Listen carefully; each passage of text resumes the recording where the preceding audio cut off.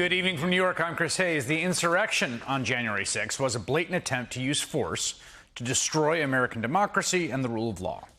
That's what made that day so uniquely terrifying, such an existential threat to the democratic order. The organizers and the rioters wanted to topple the rightful government and install a wrongful one using mob violence to do so.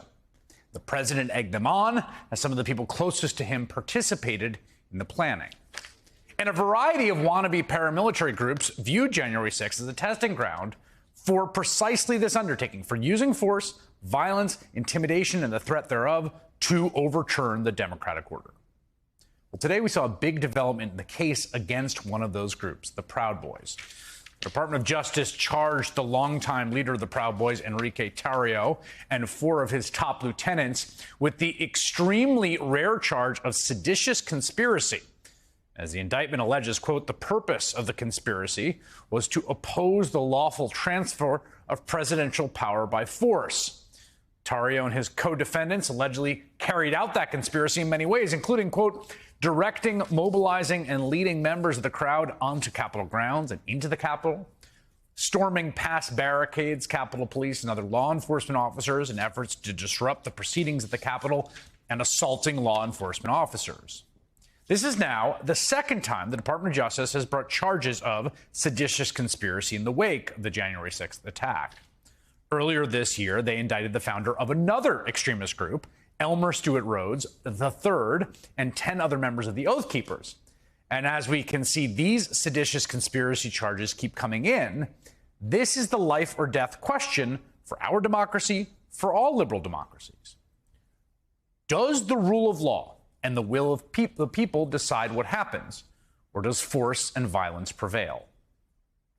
In the past, when we've seen democratic societies collapse into authoritarianism or fascism, it has been because of the rise of groups that flatly use force and violence and intimidation and menace as a means of controlling politics. And January 6th was not the last time we've seen that attempted in this country. In fact, in many places, it has been the kickoff. In South Florida, the Proud Boys have gripped the Miami-Dade Republican Party, as the New York Times puts it. Quote, at least a half dozen current and former Proud Boys have secured seats on the Miami-Dade Republican Executive Committee, seeking to influence local politics from the inside. They have deepened existing divisions and injected an unusual degree of aggression into routine dealings. Think about that sentence.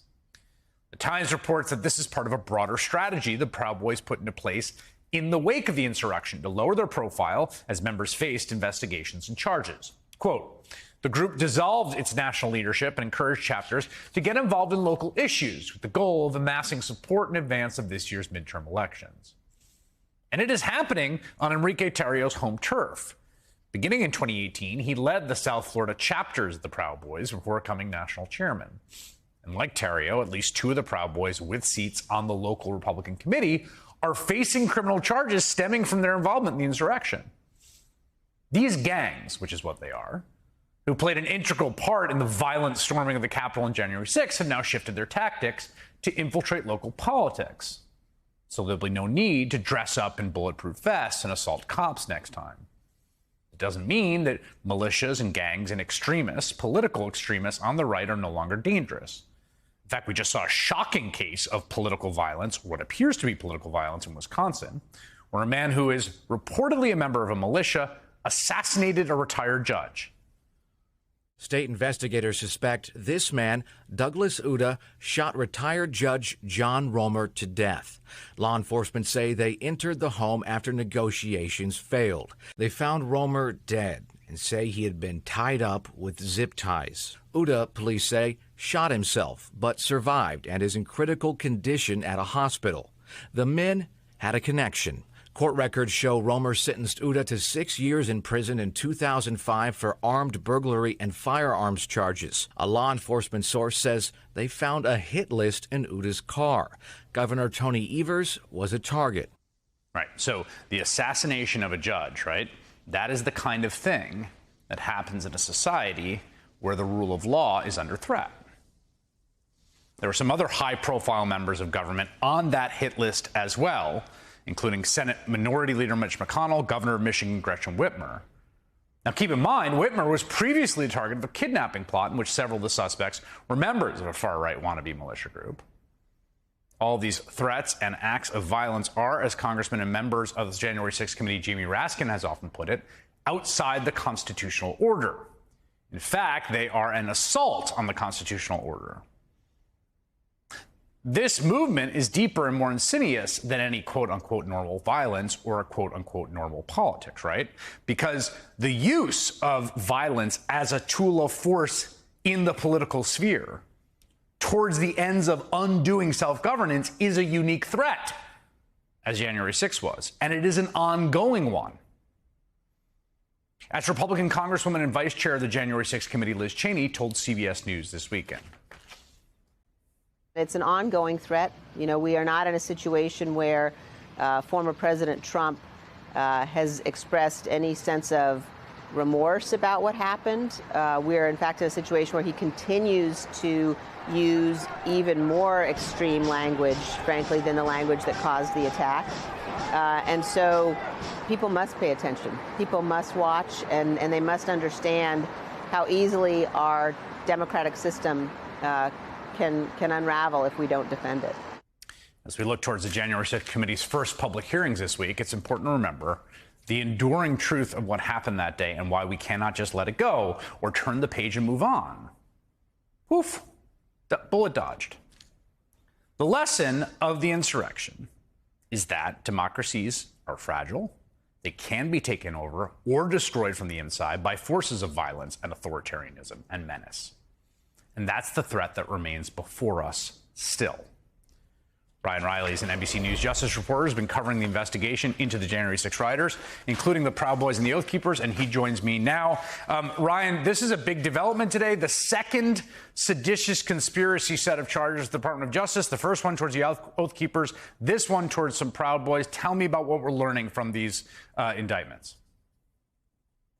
Yeah, so the gist of this was actually in the previous indictment, but there is this really interesting moment on January 6th, on the evening of January 6th, where Enrique Tarrio, the head of the Oath Keepers, takes responsibility, the feds say, for January 6th. He's prodded by somebody else who's saying that, you know, we did this, and he responds, yes, we did in fact do this. And what's really interesting about this is, if you remember back to the timeline, on January 5th is when actually Enrique Tarrio got out of DC jail after he was arrested for a few months earlier during another Trump event, he was alleged to have burned a flag. So he was arrested that day. The feds had his phone on January 5th. So he didn't have any way of communicating. And that's the night when he meets up with the head of the Oath Keeper, Stuart Rhodes, in this underground parking garage, actually underneath the NBC bureau in DC, as it would have it.